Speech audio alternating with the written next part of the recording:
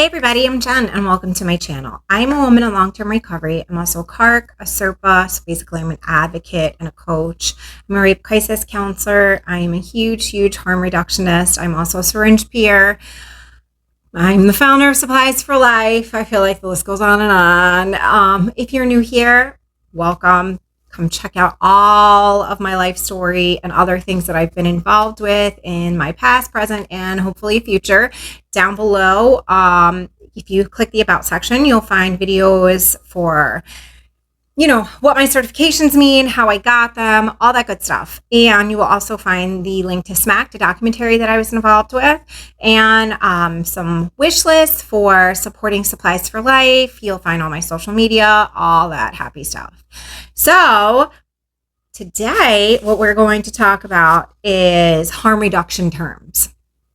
A lot of people hear me say the word harm reduction all the time, but they don't really know what it means. So I am going to go through just some basic terminology, just so people understand better when they see things posted in the news or other social media sites, things of that nature. So basically, harm reduction is a word that has become very popularized over the last few years, and it's exactly as it sounds. It is reducing the harm for, oh goodness, it could be for drugs, it could be for shopping, it could be for medication, it could be for so many different things. Harm reduction isn't just for substances, but in this case, that's what it's going to be that we're going to be talking about. So harm reduction for, we'll go sort of in order, right? So for methamphetamines, a lot of people don't know how that they can use harm reduction for meth.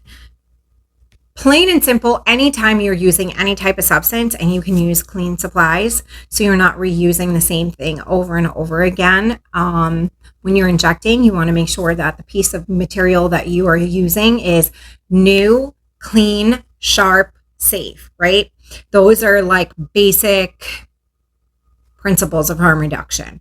The reason why we say that we want to only use one time and you want to continue to use new every time, think about a nail, right? When you first take it out of the box, package, whatever type of shit it comes in, it's going to be pointy. It's going to be straight up pointy, and it's going to have its biggest impact that first push through because it's the sharpest. Same principle with injectables. I'm going to try and see if I can find the picture for you guys and put it up. But when you continue to reuse said nail, right, the more you use it, the flatter the top of it's going to get, so it's no longer straight up. So now you're hurting yourself, because now when you're using it, same principle like with wood, when you start to use the same thing over and again in the same spot, the wood starts to splinter around it. Same principle-ish with your skin. When you use that in the same spot, you're actually hurting yourself, right? You are making it harder to go in and more painful. And then on top of that, we're using a substance that's very harsh to begin with in its nature of how it's made. You want to make sure you're always using clean utensils, okay? With the little lollipop pipe, you want to make sure that you're using your own. That's not something you really want to share. A lot of times you have a tendency to have dry lips because you're dehydrated, and sometimes you can get sores or cuts or burns, and then blood on blood contact happens, and then we potentially can spread infectious diseases that way, like HEPs, HIV, things of that nature. So there's some very distinctive terminology that's used. One is called overamping. Overamping is basically when you don't eat, sleep, safely inject, like we were just talking about, using clean things, and you almost use yourself into paranoia. You almost use yourself into anxiety. Well, you don't almost, you do. This can happen with injecting, smoking, snorting, sniffing, any of it. This is something that can happen all the time. So overramping is something that is very, very, very common. Most people don't even know it has a term or name or whatever you want to say, but it does, 100%. You want to make sure that you are always drinking water, water, water, water, water. I know it sounds crazy, but like for real. And I'll tell people, like, if they feel like they're getting to a point where they're like, I don't know, I'm starting to feel a little loopy. I tell them all the time, eat a peanut butter and jelly sandwich. For some reason, the amount of sugars and proteins in that really, really help. Water, juice, anything with sugar. I know it's difficult sometimes when you're knee deep in it, but you have to take time off to sleep. You just do. You have to make sure you're drinking water. You have to do some of these things in order for you to continue doing the things that you're doing. Like, and I feel like it's the age old saying, we do what we have to so we can do what we want. Same principle. I mean, that's like in everything, right? Don't slam anything. Like, for real, don't slam anything. Always do a tester. I know it's a pain in the ass. I know it's whatever, but I would rather be like, whoo, I'm going to have a heart attack off a tester than to slam something and not even know what's happening because you're on the floor. Please make sure you are cleaning any site you are using. Like, if you're sharing utensils, oral utensils, clean them off with an alcohol wipe. Like, I make sure I give those out in all my kits to everyone. Please clean off with an alcohol wipe. You just, please, it's, you never know. Like, be safe than sorry, right? When you are injecting, please clean before and after. You know, we don't know the bacteria that's around where we are, and we don't need to get heart problems and infections that we can prevent. Make sure you're always using a sterile cooker. Like, don't ever just use what's laying around, not knowing what's in it. Make sure you always clean it out, sterilize it as best as possible. If you can use a new one, please use a new one, right? Better safe than sorry.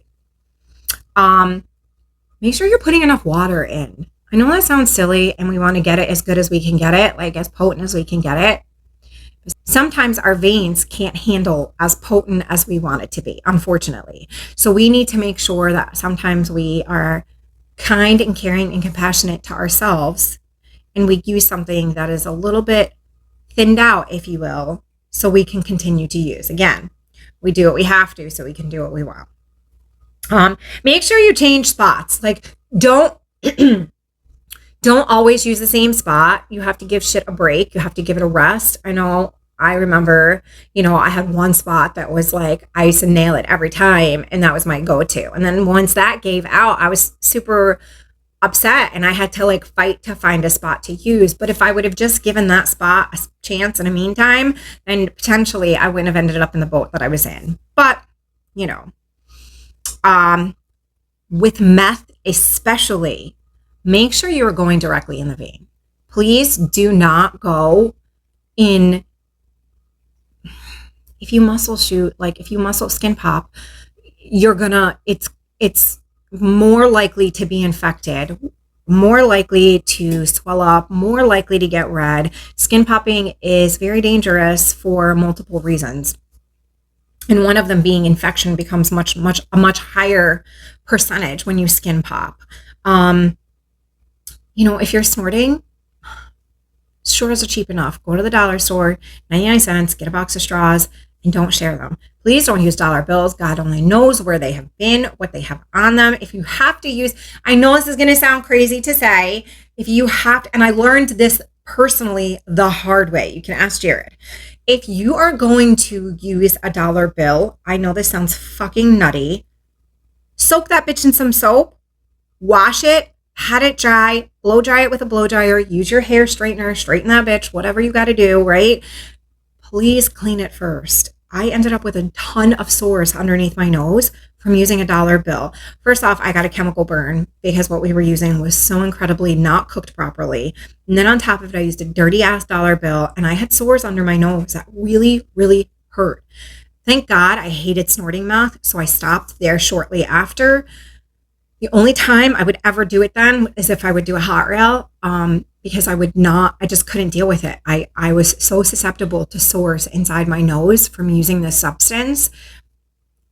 0 out of 10 recommend snorting it. But if that's how you do it, cool. Be smart, please. Chemical burns inside your nostrils are a real thing. There's a ton of nerves and nerve endings in there, and capillaries and all those other things that are super sensitive. This is a very delicate region to begin with inside. Please be super careful when it comes to that. sure that, you clean as much as possible. If you are snorting, wait a few minutes till you make sure that everything is up there and then clean out. What I would do at the end of the night is I would suck some water up my nose and then push it out almost to drain out what was in there so it didn't just eat my nose cavity. And then I would take some Neosporin antibacterial type, not antibacterial, antibiotic type salve, and I would put it on a Q-tip and I would just roll it around in the inside of my nostrils just to make sure I was cleaning and caring for them properly.